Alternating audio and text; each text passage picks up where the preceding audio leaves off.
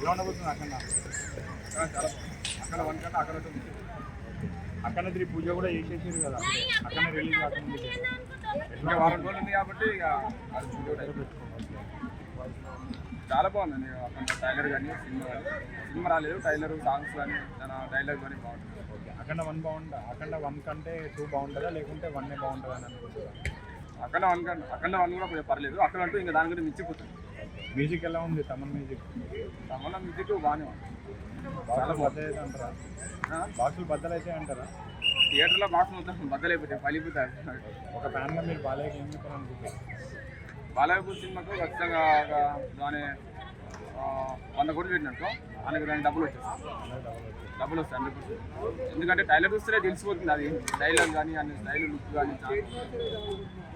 ఎలా ఉండబోతుందని అనుకుంటారు? సినిమా వెళ్ళి చాలా బాగుంటుంది. ఫ్యాన్స్కి ఏం చెప్తారు జాగ్రత్తలు?